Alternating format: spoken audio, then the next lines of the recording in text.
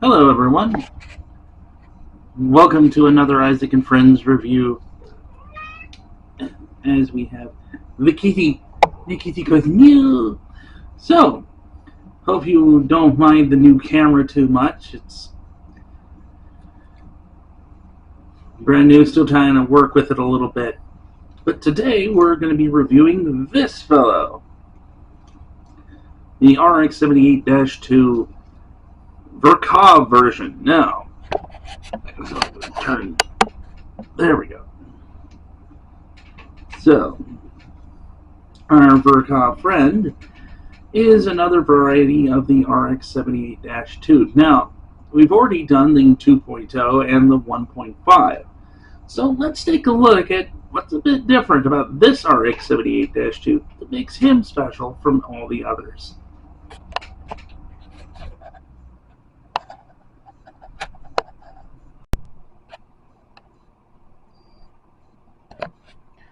As you can see, our friend the RX-78-2 is a very nicely sculpted figure. There's lots of interesting features here to take a look at, and we'll be taking some depth looks at them. Looking at the back here, we can see some fin funnels, and just to show you something even cooler, throwing on our macro wide-angle lens, we can see even more details on this figure. This nice detailed backpack also has dual thrusters, something you don't usually see on these guys. Turning around, we can see even more detail in the arm and shoulder.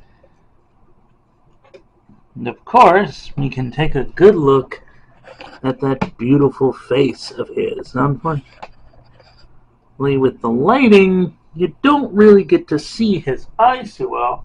But give me a second now. Give me a second and see if I can use my phone's flashlight, and we might be able to get a better look at them on peepers.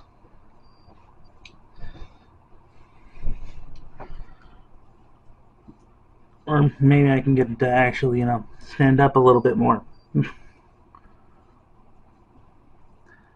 Now for this figure, I actually painted his eyes a nice green. Maybe I can try and use the flash mode on this to bring it out maybe a bit more. Or maybe not. Or at least I can't see it too well in viewfinder here, but perhaps you guys are going to see it in the end video. Or if I bring his face a little bit better, there you go. There you are. There's a nice figure. Let's bring you into a little bit more focus.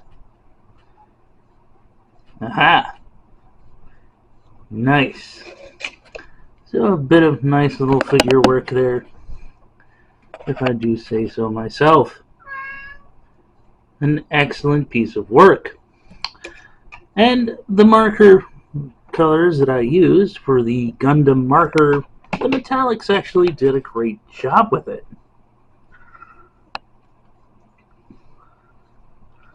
Overall, a very well looking creation and pretty well built Gunpla. While you don't necessarily have to paint this guy for him to look fantastic, he does look very well and very nice in the metallic paint colors. And by the way, we have a certain kitty who says hi. Meow. Whenever I'm doing this kind of reviews, Moonpie always wants to say hi. Hello, buddy. Yes. Meow. But as far as the RX-78-2, there's not really much more I can say about this figure that I haven't said in any other review that I've done. Pretty much straightforward. The RX-78-2 being the OG Gundam, this particular one actually is modeled less after the anime, like the 2.0, and more akin to the actual statue in front of Gundam headquarters in Japan. there's actually multiple Gundam statues apparently that I've been seeing on TikTok, not TikTok, but YouTube Shorts. One of these days, my ADHD brain will actually work right and not be a jumbled mess of Joker crap. Anywho, let's take a look at how this thing is articulated and see if it's actually well worth the master grade model.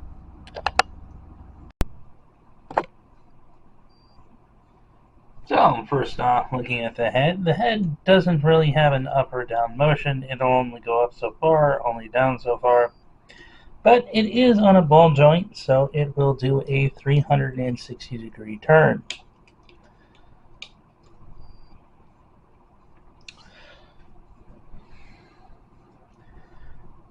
Moving out to the arms, whoa, not quite that far. Our friend here has a 360-degree rotation at the shoulder. Can do a nice T-pose arm.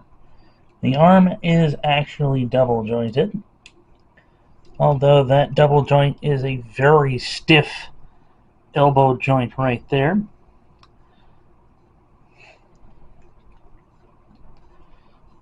Rotation at the shoulder for 360 degrees.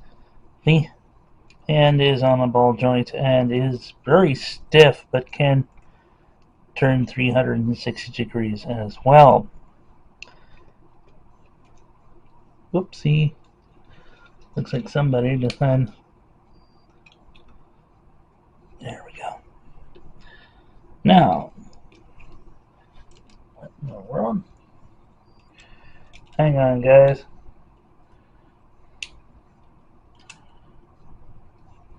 We're appearing to have model dysfunction. Be right back with you.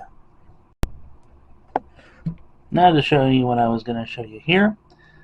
The thumb is on a ball joint that can go up and down, and it can of course swivel 360 degrees because, you know, ball joint.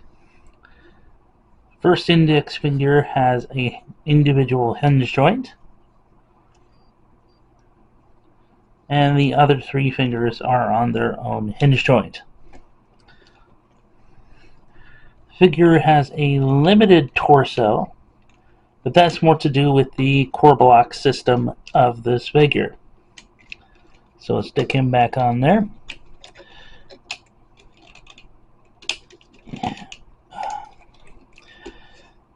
This might be easier, just take him off here and show that the door does open up and you can get a peek at a tiny little Amuro in there. Put him right back on.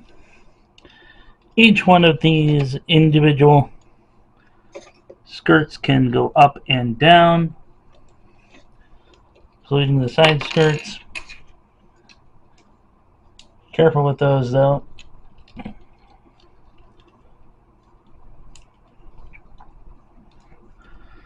But they don't go very far. The back skirts do not move at all. So, looking down towards the legs,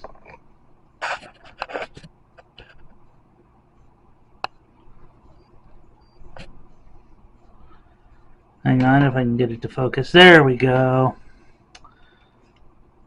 Our legs, once you move the skirt up out of the way, have a decent kick. You can kick pretty far away.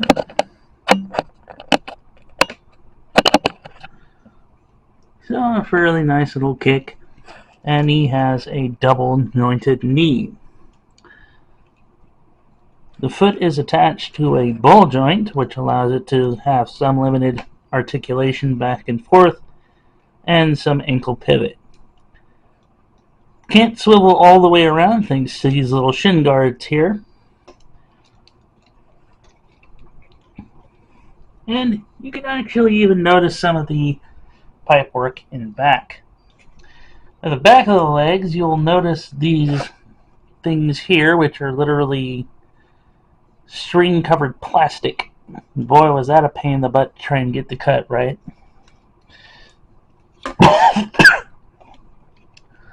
But overall, that's it for the articulation of this fellow.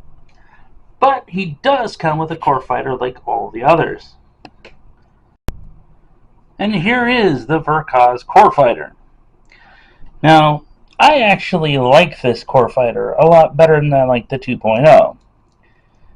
It has the same auto transformation gimmick as the 2.0's core fighter, except it's a lot more stable. The wings aren't prone to falling apart, and it doesn't feel like it's about to fall off in spaghetti. And there's still... oh, crap.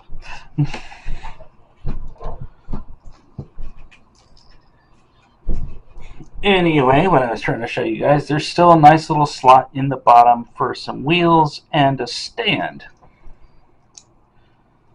Overall, I like this core fighter over the core fighter for the 2.0.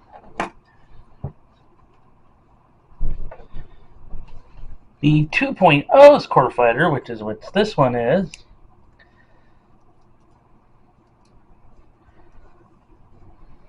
it looks nice, but it has a bad habit where it just falls apart like, well, crap. It doesn't really hold together at all. This 2.0 core fighter is just ick. And more importantly, this particular core fighter not only has a huge problem with falling apart if you so much as look at it, while it does have some nifty gimmicks in it, like a seat transforming into a cockpit, you can't even put it inside the Gundam, which is, kind of its main function. But if we pop these two apart, you can take out the core base there for a second and slide. We can just slide our core fighter in and it works beautifully. There's no issue with that core fighter. With the 2.0's core fighter, it didn't fit. It literally fought against you to trying to actually do the part of the Gundam having the core fighter as its core. And of course you get to see the core block replacement, which I actually prefer this method compared to the other one for the 2.0. The 2.0's notches work really well and allows it to function pretty darn good without the core fighter in the center of it. So, while we're zoomed in here, before we go back to me talking into the camera, let's take a look at what other accessories you get with this fellow.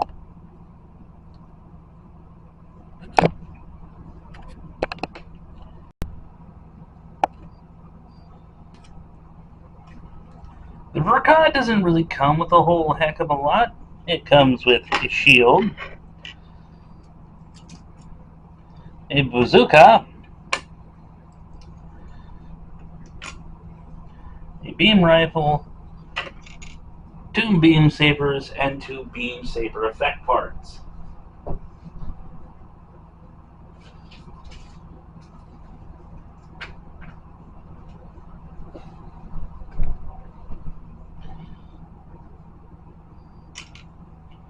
And that's pretty much what you get with this. It's not like the others, such as the version 1.5 and the 2.0, where you got not only the same accoutrement here, but you also got, with the 2.0, you got the super napalm, which you only see for like one scene, plus you also got the Gundam hammer and several other things. But judging from the design, honestly, if you have any of the other versions, it should be able to use those other kits just fine. Something that I actually enjoy that's actually pretty nifty is the fact that you can actually take the shield. You can take the shield and the beam sabers, and you can just pop them right in there. So you have another bit of weapon storage outside of the norm. Unfortunately, there's no there's no weapon storage for the beam saber, but there is, or beam rifle, I should say, but there is weapon storage for the bazooka. If we turn our friend around, pop open his butt hatch, you can literally just strap that into his backside. And it sits pretty comfortably in there. Even with the painted bits, it's not going to damage it or cause any issues. I also forgot to mention that these thrusters, by the way, on the backpack move up and down. And of course, the classic beam saber storage in the back of the kit as well.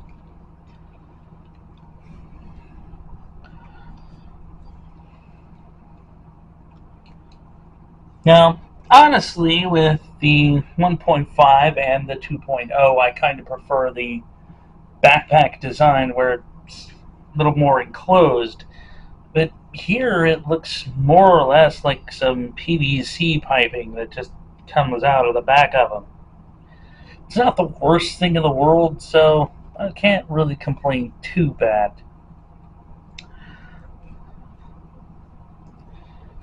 As far as the hands and their actual ability to be useful,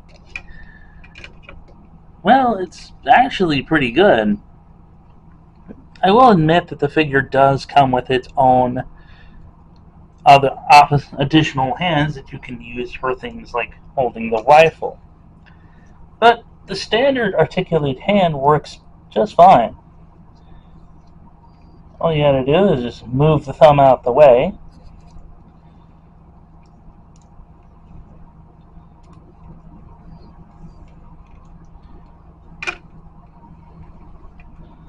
Slide the rifle into the articulated hand grip, and there you go.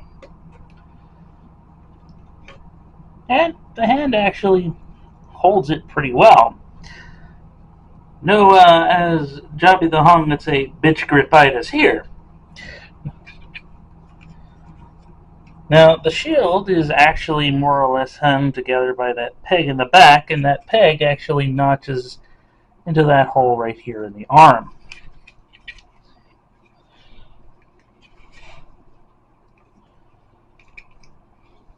You can go ahead and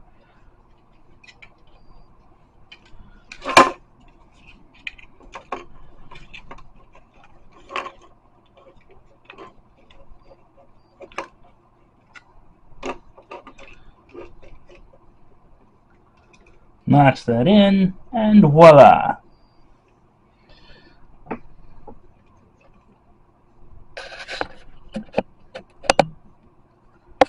Our friend looks like he's ready to go face off his rival with Char.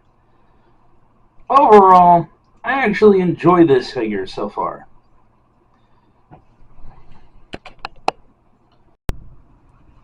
In honest truth, the Ver.ka is not a bad model at all. I'd give it a nice solid 10 out of 10 personally. Well, 9 out of 10. I do prefer the 2.0's more agile mobility, especially the toe bend, the butterfly joints at the shoulder. It does seem like a slight step backwards, more towards the 1.5. But in this case, it's not super terrible. Those small things aren't that bad. I will say, however, that I actually enjoyed the fact that the Ver.ka is a much more solid figure. And again, it doesn't have wobbly knee joint syndrome like the Goth Custom. And even better is, even though the legs actually did require screws, the screws actually fit in the holes for once.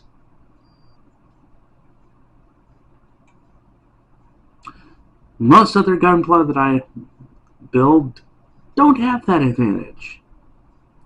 So I'm actually very happy at the fact that this particular Gunpla, even though it requires some screws and a little extra bit to actually build it, wasn't that terrible. That being said, the Ver.ka is just overall a much better figure. But I should not forget to do one thing. Size comparison. So let's take a look at how this guy stacks up to, well, everyone else. Here's the Ver.ka next to the RX-78-2 2.0.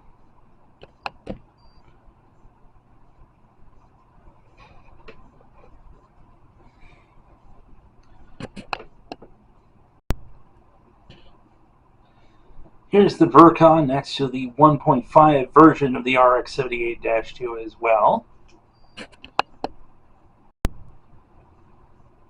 Here is the RX-78-2 next to the Gelgoog, more specifically Char's Gelgoog 2.0. And of course here he is next to the Gundam Heavy Arms English Waltz Edition.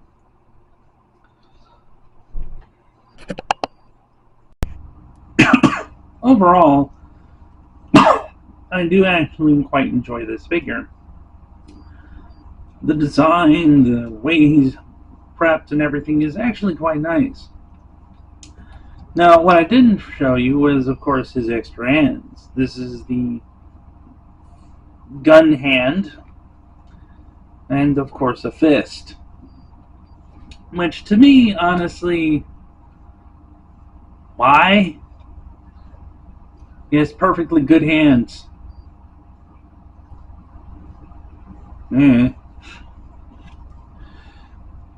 Plus, we all already know, if you've watched my channel for any length of period when I'm doing this, we already know how I despise the replace a finger, or in some cases, the replace a hand method. I prefer the hands of my Gunpla to be fully articulated. That being said, overall, like I said before, this is a solid 9 out of 10 for me. I actually enjoyed this figure. Now, the thing that I'm worried about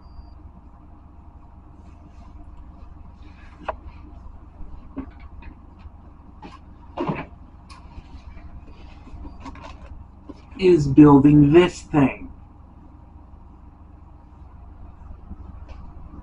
And I've already looked at the parts.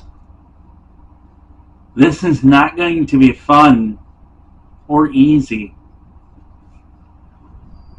But I'm going to do it anyway. Because A, I like making videos for you guys, and B, I'm just a wee bit of a masochist.